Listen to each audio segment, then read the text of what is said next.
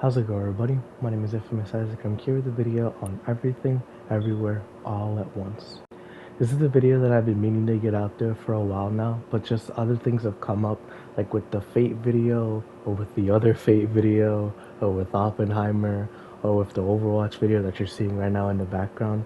I just had a lot of things that I needed to upload and I wanted to get out there first, because I knew once I started making this video, it was going to take a while.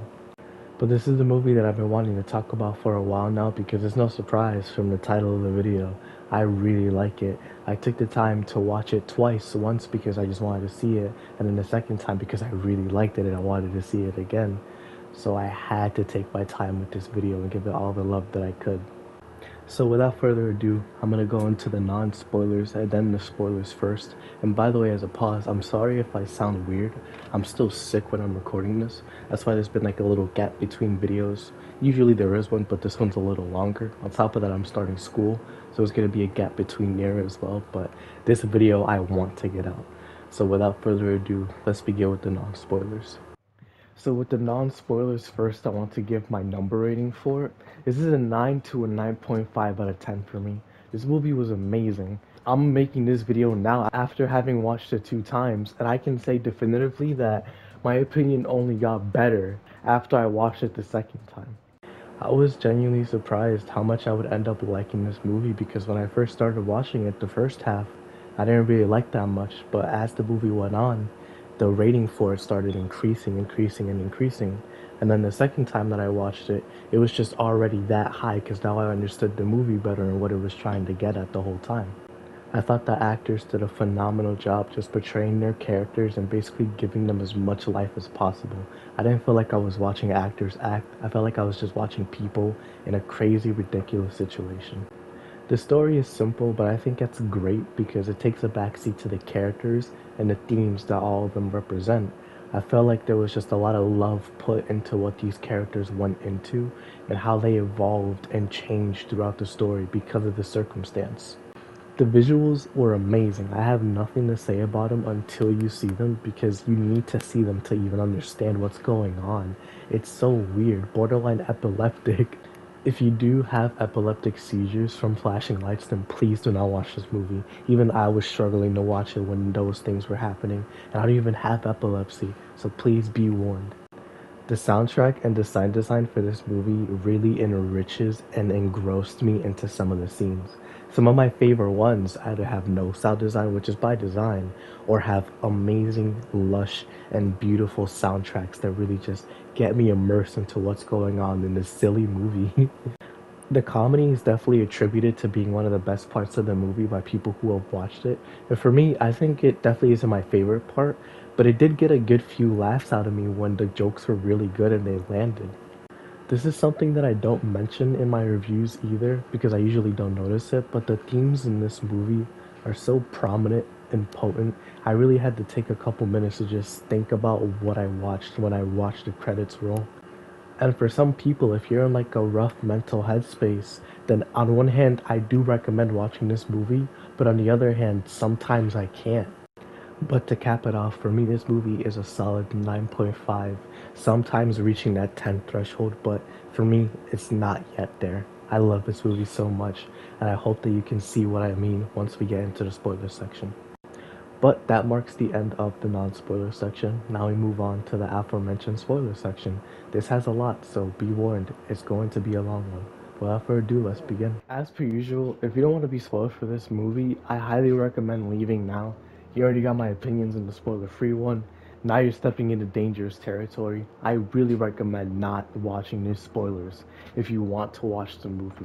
This is something that if you experienced it blind, makes it even better. But without further ado, let's get into the spoilers for Everything Everywhere All at Once, starting with part 1, Everything. The world looks so much better when you can actually see it clearly. It's awesome, bro. Good lord. But the movie starts off with us being introduced to Evelyn Wang, the main character. And what we see is that she lives in a laundromat on the second floor with her husband Wayman Wang.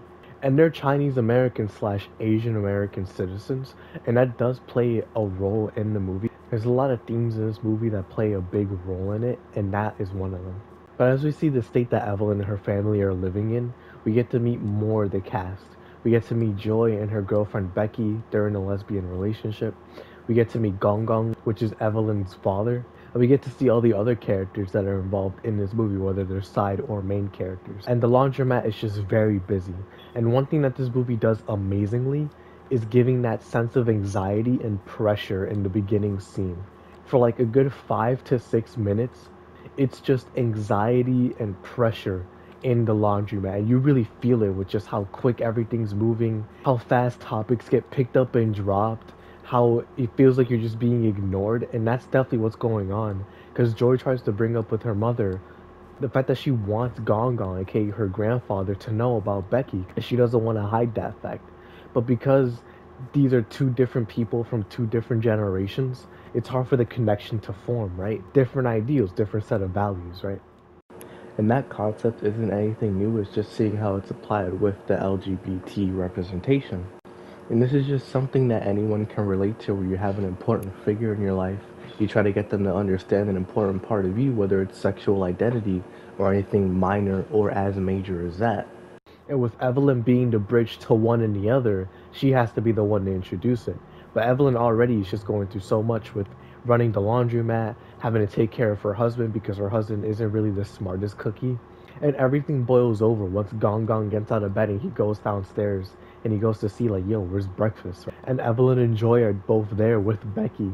And Joy's like, yo, Gong Gong, this is my... And she's trying to say girlfriend, but because she's speaking in Mandarin, she doesn't know the language very well. And then Evelyn cuts in and she's like, this is her very good friend. But all because she doesn't speak it well doesn't mean that she doesn't understand it. So once she heard that, she stormed out of the building with Becky into her car. And Evelyn went to go talk to her, and she was going to apologize, but she didn't. She said that Joy was getting fat. But from what we get from Becky, Joy apparently says that if Evelyn says that, it just means that she cares for you. But in the context of that scene, no matter who you are, that's just very mean to say, even if you're a parent. And once that line is dropped, the tranquility and the peace comes back, but it's more of a somber tone because of how it ended. No more anxiety, no more pressure. And so as we get ready to go over to an IRS meeting, the reason why they have to go over there is because the laundromat, as mentioned earlier in the movie, is being audited. And so they have to go into a scheduled meeting that they have with their IRS agent, basically, helping them try to figure out what they're going to do. But Joy was the one that was supposed to translate the English to Mandarin for them, since they're a first-generation Chinese-American family. So they had to learn to speak English instead of like Joy, where she was born here. So the three of them go to the meeting, and while they're in an elevator, Wayman is taking care of Gong Gong by carrying the wheelchair, right? And then all of a sudden, he just tweaks out. And we actually do get a little bit of a scene in the laundromat where it shows Wayman experiencing the same thing there, and he gets super agile. And I didn't notice that until my second watch through, so I thought it was pretty cool. What's happening to him is that another Wayman came in and took over his brain.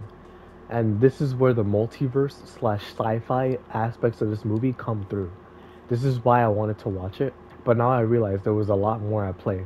So this character is Alpha Wayman. There are two people here. There is normal Wayman from the universe that we're in, and then there's Alpha Wayman, the guy who is cracked. And so he starts talking to Evelyn, basically warning her like, yo, listen, you are one of the last people that can save the universe. Put these things in your ear, and whatever you do, either go to the janitor's closet or go over to the IRS meeting. You have a choice. And if you do go over to the IRS meeting, you read this piece of paper and follow the instructions exactly. So Evelyn's just confused, as anybody would be, and she's like, who are you? Are you my husband? And he's like, yes, but from a different multiverse. So without being able to explain much, he leaves and normal Wayman is back. And Evelyn's just looking at him like, yo, what is wrong with you? What happened? And Wayman's like, wow, what a fast elevator. So they take Gong Gong over to the IRS meeting, and this is where we meet Miss Daedra, aka Jamie Lee Curtis. If you know her, she's from the Halloween movies with Michael Myers.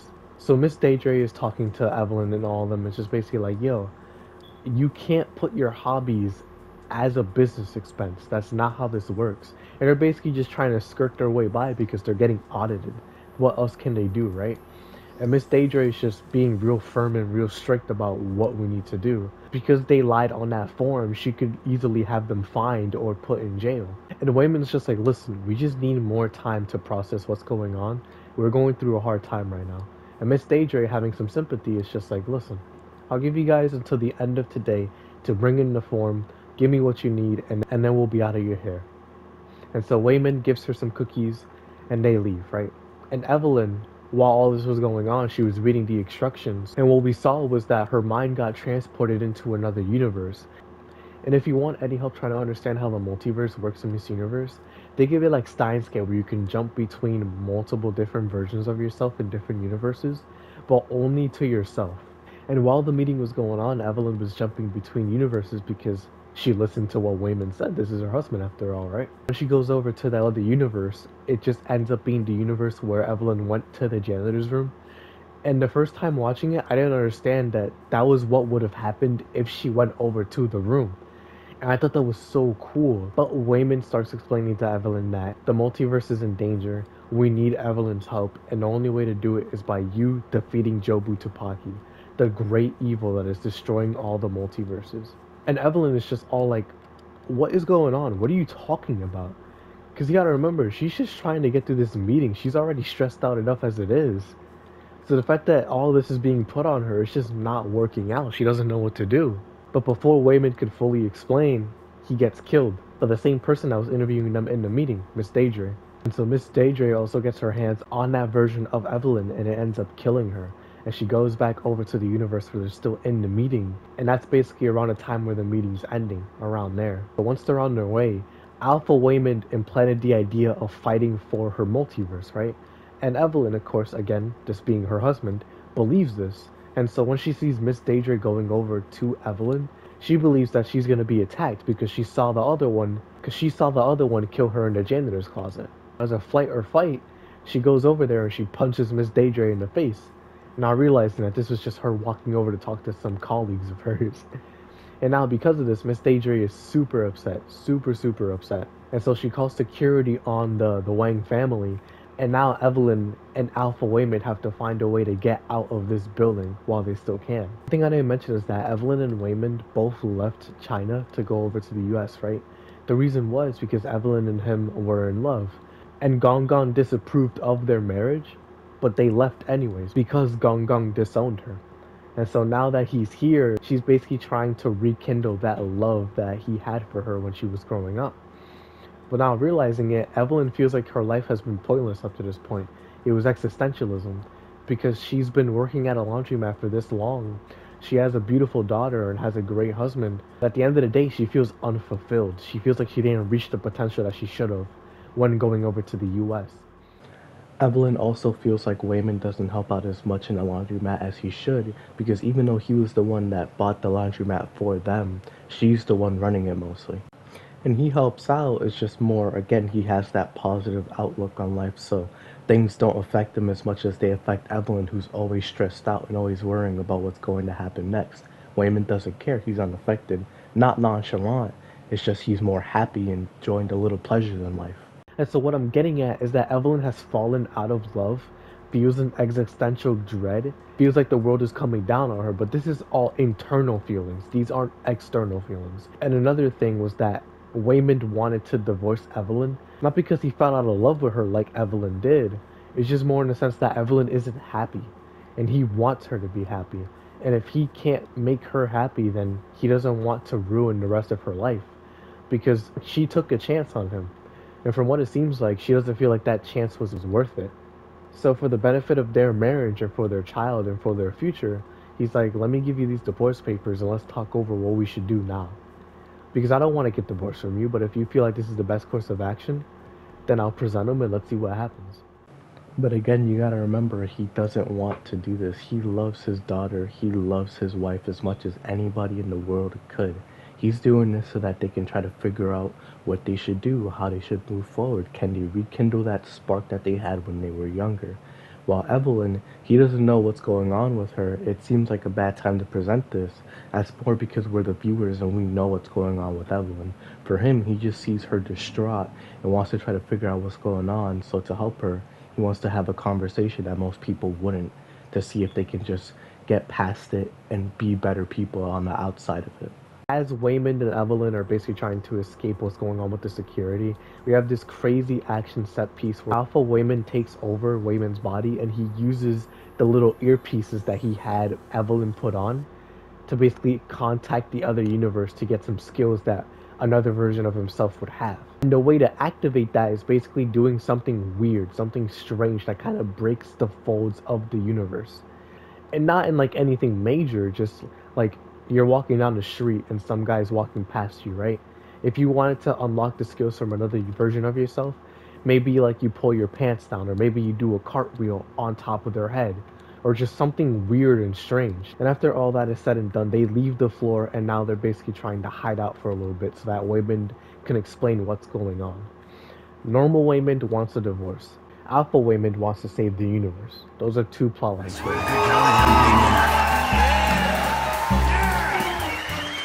So something I wanted to mention is that when I mentioned Alpha Waymond died in the janitor's closet, he didn't fully die. It's just that version of Waymond is cooked. He's done. Alpha Waymond is still alive. He switched out of that body just in time for Daedrain not to kill that consciousness. So for the next time that you hear me mention him, he's still alive. He didn't die. So a couple things to make note of. So the reason why multiversal travel exists in the first place is because of Alpha Waymond's timeline, with Alpha Evelyn being the one who created the convention in the first place. And so Jobu Tupaki was created by Alpha Evelyn, not on purpose, but because she was using joy as a way to test multiversal travel, and because she overused it, she became basically omnipotent. She could travel to whichever version of the universe she could, and just switch over whenever she wanted to. She didn't need the tool to go over there and switch to another universe. She could just go there if she willed it. So Alpha Joy, aka Jobu Tupaki, goes from the janitor closet universe that we just saw, where she has a bunch of people being held hostage, and she's trying to find where Evelyn is. She can tell that this isn't the Evelyn that she's looking for, so she switches over to different universes until she finds the universe that we're in currently, the mainline universe that we follow. And so Joy, after being depressed from hearing what she heard from her mother, Jobu Tupaki takes over, and now she's going over to the IRS building. Meanwhile, back with Evelyn, we see her and Alpha Waymond running around the IRS building. Alpha Waymond explaining as much as he can about the Alpha universe, explaining what I just told you guys, and trying to keep Evelyn alive. But Miss Daedra actually finds them, and now they're being attacked by her. And Alpha Waymond gives up on Miss Evelyn because he thinks that she's not the one. But then Evelyn manages to survive by taking care of normal Waymond and herself by multiverse jumping. And she finds one where she can do karate.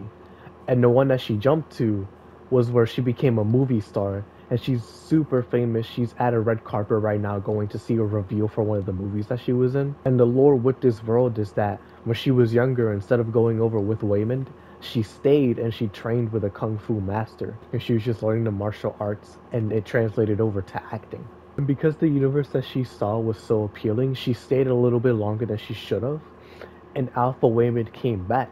So when Evelyn's back into her normal body, she's telling Alpha Waymond about all this stuff, and she's like, I kind of want to go back.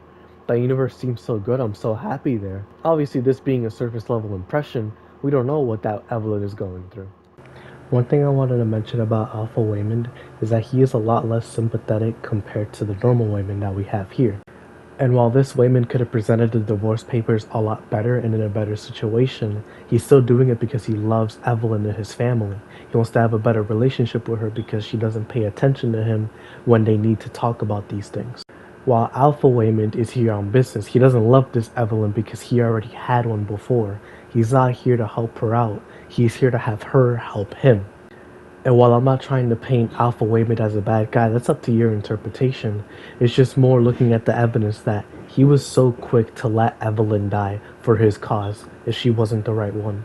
And Alpha Waymond just immediately shuts it down like, listen, you do not need to go over to that universe. You are the Evelyn of this universe. You will remain that way. Shut down any delusions of that. You've lived your life the way you lived it, and that makes you perfect for saving the universe. He finally has faith restored in him, right?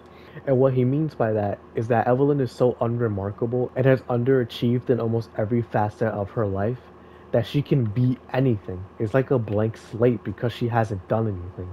Every other universe has something. This Evelyn has nothing except a laundromat. And so while it is depressing, it has limitless potential. And so now that they're almost there to leaving the IRS building, Alpha Waymond and Evelyn are leaving, but Evelyn slips back over to the universe where she's a movie actress. One thing I forgot to mention is that Alpha Wayman said his universe, the Alpha universe, ran out of milk, any dairy products, so bagels with cream cheese are a rarity for him. But with Evelyn, she goes over to where she's an actress and she sees Wayman there, and he's just an accomplished CEO. And Wayman's like, "Oh, hello, Evelyn. How long has it been?"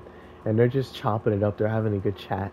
And in this universe, because they never got together, they're not familiar. And he's just happy to see her there because he thought that she wasn't going to remember him because she's way more accomplished in that universe. And so they go to see the movie together and then they start watching it. But when she comes back, it's Alpha Waymond and Evelyn being arrested by the security. And so once they're being detained, we see Jobu Tupaki show up, not Joy. And this is a really cool scene because we just get to see how insane and how correct this person really is. She's able to just transform people into things, into concepts basically. And we just get to see how she can manipulate the world into whatever she wants, however she wants, because she's done it. And so she dispatches of all the security guards that are there. And so that leaves Alpha Waymond out of his body, leaving normal Waymond unconscious. And then we have Evelyn. So Alpha Waymond, his setup is basically in the Alpha universe with a van with two other operators, and they help him transport himself wherever he can, right? So with Evelyn being here with Jobu Tupaki alone, she's basically trying to show Evelyn what could be. Evelyn tries to fight her, but she shifts over to a universe where she has hot dog fingers, where humanity entirely has hot dog fingers. And so Jobu Tupaki's like, here, let me help you out. And she returns Evelyn's hands back to normal so they work normally. And she tells Evelyn, like, listen, there's so much out there that I can show you. I'm not here to hurt you type stuff. The actress for Joy and Jobu Tupaki, she's so good at acting, it's actually crazy. The way that she can just flip her switch on the flip of a dime is insane. Like, again, that Jobu Tupaki introduction was so memorable. But as she's about to show Evelyn what she has in store for her, Gong Gong shows up and he runs over Jobu Tupaki, sending her flying. What we learn is that this is Alpha Gong Gong, and he takes Waymond and Evelyn over to a secret area to basically tell her, like, yo, you have to kill Joy. Jobu Tupaki must die here so that an evil can be put out of its misery. And Evelyn, of course, seeing this is like, yo, this is my daughter. I am not going to kill her. And as they're talking, Joy shows up, not Jobu Tupaki. And so they let her in, and then they tie her up to a chair. With this being normal Waymond now, so he doesn't know what's going on. And Evelyn tries to explain to the both of them, with Gong Gong going back to normal, just being asleep. She tries to explain that all this multiversal stuff as best as she can, but you gotta remember, she learned this all in the span of like an hour or two. This is still new to her. So it just falls on deaf ears. She tries to use Ratatouille as an example, and they just start making fun of her for it. But then Gong Gong calls her over, and then it turns out it's Alpha Gong Gong again. And he's just like, you have to kill her. Take this knife and kill her. Evelyn refuses. She sets Joy free, and she makes an open act of defiance against Gong Gong and the Alpha universe, with Alpha Waymond basically siding with Evelyn. And with this starts like the 20-minute fighting scene, where we see Evelyn master basically the multiversal jump tech, where she goes from universe to universe to fight anybody who comes in her way, because Gong Gong sends all of the Alpha universe jumpers to fight Evelyn. And she basically has to protect all three of them against an army of them. And it all culminates on them meeting up on basically like the ground floor / staircase of the IRS building, where it's like a giant fountain, and all the Alpha people start meeting up. And so as they're downstairs, Alpha Waymond comes through one more time, and he's just like, yo, listen, I'm so glad that I got to see you transform into this person, Evelyn. Only you know how to defeat her now. So please, do it for us. Do it for yourself. And before that, Alpha Waymond dies. And the reason for that is because while Jobu Tupaki was gone out of the picture, the reason was she was looking for Alpha Waymond. She went over to the Alpha universe and she killed all the operators that were working with him, including him. So he's gone. Alpha Waymond is dead. God rest his soul. Now it's back to normal Waymond. And as Evelyn notices this, she lays Waymond down. He's still alive, normal one. And she sees Jobu Tupaki transform from what was normally just Joy earlier. And Jobu Tupaki, whenever she shows up, she always has different clothes. She doesn't follow the rules and confines of the universe like everybody else because she's above that now. And so, as Evelyn is about to confront her because she learned a lot more about the jumping tech, her mind splinters into a bunch of other universes. So, as that's happening, she throws up. Wayman tries to take care of her, but then Evelyn basically dies. Like she's genuinely dead. And so that's the end of the movie. At the very least, that's the end of the movie for the Kung Fu version of Evelyn. And so as we cut away to that universe, we see Evelyn watching the movie, seeing that that was the ending for her life, right? She's dead. And so now that her mind is switched over to this version, she now can just jump freely whenever she wants to. It's just understanding how to do that. And as she leaves the movie theater, realizing that she's dead, she goes out into the parking lot near the movie theater. And here we see Waymond of this universe come out to try and help Evelyn. But Evelyn is just so flustered and dazed that she doesn't know what to do. And here marks the end of part 1, everything. And now we begin with part 2, everywhere. I swear to God, they don't pay me enough. With everywhere, we start by seeing Evelyn in another universe where she was back home. And we actually saw this in part 1, where there was 2 universes. There was the one where Evelyn left the IRS completely fine, did not punch Miss Daydre. And there's the one that we saw where Evelyn died. Her, Waymond, and her family had a party at the laundromat, and so that's what's going on right now. Like, they're having the party, they're setting everything up, and things are just going crazy. Something to make note of, by the way. Part 1 is the longest part of the entire movie, with part 1 being an hour and like almost 28 minutes worth of content, while part 2 and 3 making up the rest of the movie, which is only like an hour, if not 50 minutes or so. So for part 2, I tried my best to explain what happened, because you really need to see it visually to understand what I'm talking about. Because I realized very quickly that me trying to explain it with words alone just does a disservice to what I'm trying to explain. So again, if you can, watch this movie. Just watch it on Amazon Prime or something, bro. Please, watch it.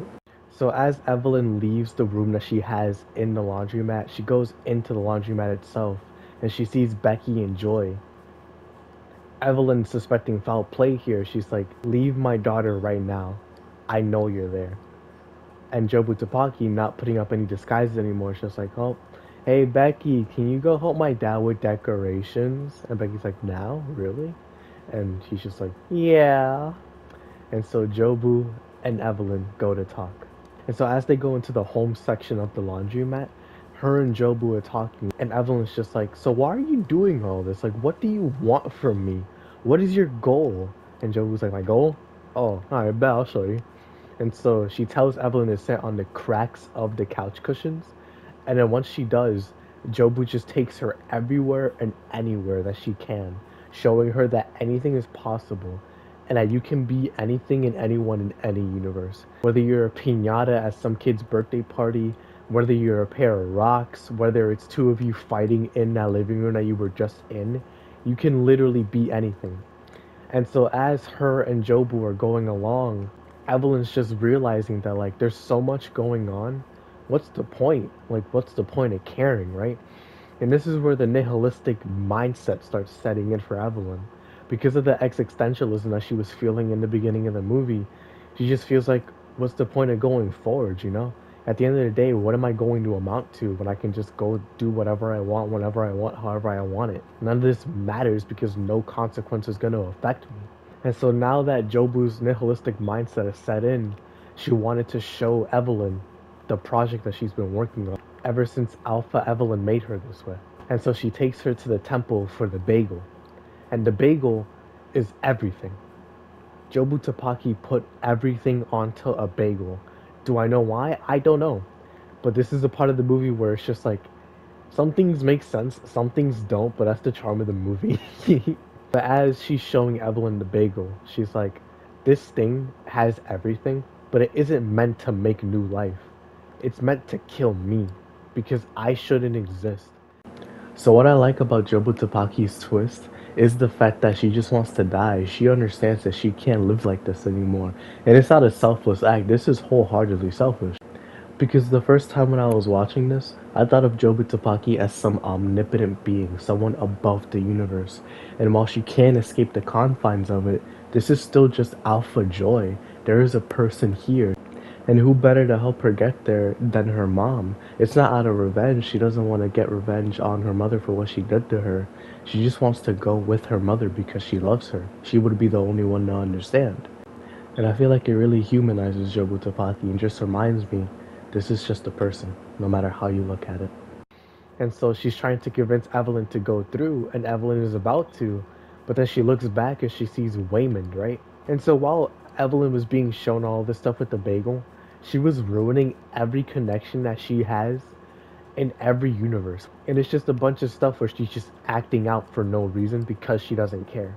And so as she's witnessing the home universe that they were at with the laundromat, she sees that Waymond is talking to Miss Daedra because she showed up. If you remember, she gave Evelyn a chance to go to the office building before it closed to give in the paperwork, but because Evelyn didn't, and she told off Miss Daedra, she showed up with the police officers and was like, "Officers, this woman has committed multiple felonies and multiple crimes. Please detain her." And Evelyn, just losing it completely, destroys a window in the laundromat with a bat, and it's just like, nothing matters. Who cares? And so while she's being put into handcuffs, Waymond is talking to Miss Daedra, and Evelyn's looking back at him like, I wonder what he's doing to mess everything up. And once he's done talking to her, she goes over to Evelyn and she's like, you guys have one more week, but please, after that, nothing more. And so she leaves. And Waymond goes over to Evelyn and he's like, I did it. I fixed it. And Evelyn's like, what did you do? And he's just like, I talked to her. And so he starts picking up the pieces of glass that fell on the floor, and he starts crying a little bit because he knows that Evelyn isn't happy. She wouldn't have acted this way if she was. And it's all because of him. He feels like it's all his fault. Even in the universe where Gong Gong and all of them are fighting Evelyn, she actually stabbed Waymond in the stomach area, almost in a sense trying to kill him. But now that she saw that act of kindness from the laundromat version of Waymond, she goes back to the version of her that died. She resuscitates herself. I don't know the logistics of it, she just does. And here, he actually gives Evelyn a speech basically saying like, yo, please, I don't know what's going on, I don't know what's happening, but it feels like it's my fault. But for the love of everything that is holy, please stop fighting. This is not right, this is not okay. We have Laundromat Waymond using his level 100 charisma, the IRS building Waymond using his level 100 charisma, and then we have the CEO Waymond, and he's talking to Evelyn outside of the building, and he's smoking a cigarette, and he's basically just like, he's just sad that things didn't get to turn out the way that he wanted it to, but he feels like he's happier that Evelyn is doing things that she wants to do, that she isn't tied down by him. And Evelyn's telling Waymond like, listen, you and me in another timeline, we lived in a laundromat, like, we were not happy, we weren't doing things to be happy, we were doing things to live. And Waymond, looking at her and listening, he's just like, I'm sorry, but I would have enjoyed that. I would have genuinely enjoyed that because I would have been doing it with you. That's a timeline where I would have been happy working at a laundromat, folding clothes.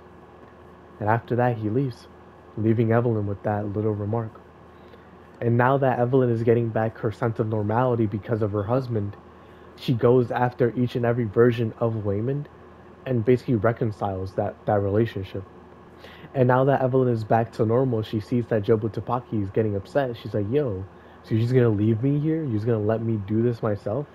Evelyn's like, no, I'm not gonna let you kill yourself. I found my reason to stay living, and I'm gonna help you with yours. And Jobu Tupaki's just like, no, you're not gonna do that. You're not. And so now the final set piece of the movie is in the IRS building, cutting away to multiple universes, where Evelyn is basically trying to get Jobu Tupaki to stop so she doesn't kill herself. And in the meanwhile, she has to get all these minions that she has, which are basically just people that Evelyn has met throughout all the other universes that she's been at. One of them being a chef from a Ratatouille universe where she was right. Instead of Ratatouille, it's Rakakuni, so it's a raccoon. Stupid idea, really dumb idea. But throughout all this, Evelyn basically has to reconcile her differences with all the people that she hurt because of her nihilism. For instance, there's the universe where Evelyn and Miss Daedra are dating and they have hot dog fingers, and we learn that they're both just two peas in a pod, they're very similar. Miss Deidre got divorced. Evelyn is on the path to maybe getting divorced. We don't know. We just see that they're both just two people who struggle to love, basically. And there's just a bunch of other people in the movie that we saw sprinkled throughout the first half of it that Evelyn goes to help and everything. And it's just Evelyn basically taking that I have no enemies route. And there's just a bunch of universes where everybody's getting help, and not all just leaves now Gong Gong, Alpha Gong Gong, basically getting reconciled by having normal Gong Gong in the laundromat meet Becky. And Evelyn is there talking to Gong Gong, basically saying, this is Joy's girlfriend, Becky. She is a great woman. And Joy is just super upset and super distraught because her mom earlier that day was being super mean to her. What's going on? And this is a parallel between her and Jobu Tupaki, because the reason why Joy always feels like this is because she just feels so sad, so hurt, and it's always because of her relationship with her mother. It always feels so distant. And so now that Gong Gong's out of the way, it just leaves her and Jobu Tupaki. And so now Evelyn is trying to basically reconcile with the normal version of Joy, in a sense reconciling with Jobu Tupaki. And it's just a really amazing scene where it's Evelyn and Joy talking in the parking lot for the laundromat, where Joy is just like, I am so hurt every time that I talk to you, even if it's not your fault. I just can't talk to you. It's so hard to. So let's just stop. Let's just cut contact. Let's just not do it anymore. But Evelyn's like, listen, I'm not gonna let that happen because it happened with my dad already. He cut me off. But I'm not gonna let that happen with my own child. We're different. We're gonna be better. And it doesn't mean that I have to be bitter about what happened with my dad anyways, because I'm proud of who I am and of who you are too. And Joy's just like, but why would you want to be with me? You have so many other options, so many other places, so many other people. You could have had somebody better instead of just me. And Evelyn's like, listen, if I had the choice to, maybe I would have. But I wouldn't, because I want to be with you no matter who you are, who I am, who we are. I love you. You are my daughter. I am your mother. And so Joy and her hug it out in the parking lot. Waymond watching in the back, basically trying to see what's going on, and they fix it. They fix their relationship. And as Jobu Tupaki is in the middle of getting disintegrated, Evelyn pulls her back out. Gong Gong and Waymond also pull her back out. And now they're all there. They're all alive. They're all a family. And so now we cut away to a different time, presumably a week later, where we see Joy, Evelyn, Waymond, and Gong Gong all getting ready to meet up with Miss Deidre. They're having a great time. They're having great conversations, talking about taxes and everything. And this is the start of part 3 and the end of part 2, all at once. So with this basically being the epilogue, we see the whole family get dropped off by Becky. Joy and Becky are still in a relationship. Becky's getting a lot closer to Evelyn now. Waymond always thought Becky was cool, so he never had a problem with her. And Gong Gong now knows that she's Joy's girlfriend. It's like, oh, it's cool. So they all walk into the building except for Becky. And it's a really, really cute scene where Joy leaves to go use the bathroom. And then you have Evelyn and Waymond there. And Waymond's like, oh, wait, I have to go to the bathroom too. Hold on, Evelyn, can you hold this for a second? And Evelyn's like, yeah, sure. But then she looks at Waymond, looks him deep into his eyes, stares at him, gives him a deep, like, passionate kiss, and puts her arms around his neck and just looks at him. And you can tell off of this motion alone that the love was fully and finally rekindled on Evelyn's side. And Waymond, it's always been there. He always loved Evelyn. But now that Evelyn can reciprocate, the family, the dichotomy between the two is just a lot better. But as the four of them go to meet with Miss Deidre, they're all talking, and Deidre is like, "Oh, well, I'm happy to see that everybody's doing great. You know, like things are looking great. But we still have to talk about the audit. So let's see how we handle it." And as Evelyn is there, she's spacing out again, like the beginning of the movie. And Deidre's like, "Evelyn, you listening?" And Evelyn's like, "No, I'm sorry. What happened? What's going on?" And with that, marks the end of Everything Everywhere All at Once. Man, what a movie. Now that the movie's over and I already said my opinions in the non-spoiler review, all that's left is basically my closing remarks. And some issues that I did have with the movie usually just involved the sci-fi stuff because it definitely took a back seat throughout the whole movie. Well, I'm not trying to sound like a actually I go in this movie just to watch the sci-fi stuff. I don't want it to come off like that. It's just more that you can really tell what this movie wanted to be. And it definitely wasn't like a sci-fi Dune Alita type of movie. This is more of a heartfelt family theme and moral type of movie. You were supposed to leave this movie with a message while also having a cool experience with how trippy and psychedelic it can get sometimes. Because, man, let me tell you, when I said that epilepsy warning, I was not joking. If you go to watch that movie, please be careful. So while some inconsistencies do bother me, like how they end up in New World at the end of the movie, it's not that type of movie. This is a comedy, heartfelt, emotional movie. That isn't the main plot of it. That just took a backseat, especially once part one ended. Once you understood the mechanics of it, they used it as much as they could. If you didn't understand it, then so be it, because maybe they didn't either. With this movie and this messaging, there's so many things that you can look at and go back and rewatch and just learn so many new things. Like with the Asian family theme, and then you also have the LGBTQ theme, the existentialism, the nihilism, all that stuff, finding meaning in a world that's so hard and unforgiving, and then finding the love between you and your loved ones and rekindling that, because they're the only ones that you have. I felt the same way that I did when I was watching Across the Spider-Verse, where I was watching the movie and I could relate to it so much because I'm a Hispanic guy, so I would relate to Miles the most. But other people could relate to the other Spider people because it's not just Miles Morales and the Hispanic group of Spider-Man. It's all people from across the world with different types of backgrounds. And so here, even though I'm not Asian American, I still understand the struggle and the pain of having like a family member that doesn't really understand your circumstance because they're from a different generation, or just having troubles with your mom or with your family in general, and just having those things that anybody could relate to. And these are pushed to great circumstances, like these are not normal circumstances, right? But at the core essence of them, people can relate to them. And I'm not saying me specifically, I just mean more in general. Like I could watch and be like, dang man, that stings, but I understand where you're coming from. Because we're all human at the end of the day, so we can all relate to something on some level. And on top of how well everything was handled in this movie, it's definitely going to be one that I come back to like maybe a year from now or 2 years from now. And when I'm having a hard time, I watch and I just remember the core values of living. It's struggle, it's going to be hard, but you gotta keep going because there's people here with you. You don't have to do it alone. You're not alone. But that marks the end of my review. Again, 9.5 to a 10, whichever one you prefer. To me, I think they're all of them, all three, everything. But let me know down below how you feel about this movie. Put a spoiler warning up there so people don't get spoiled if they haven't seen the movie yet or want to. And I just really wanted to talk about this movie. And funnily enough, this video is coming out on my birthday. It took a long while for me to make it because the stuff has just been getting busy and also because I've been lazy.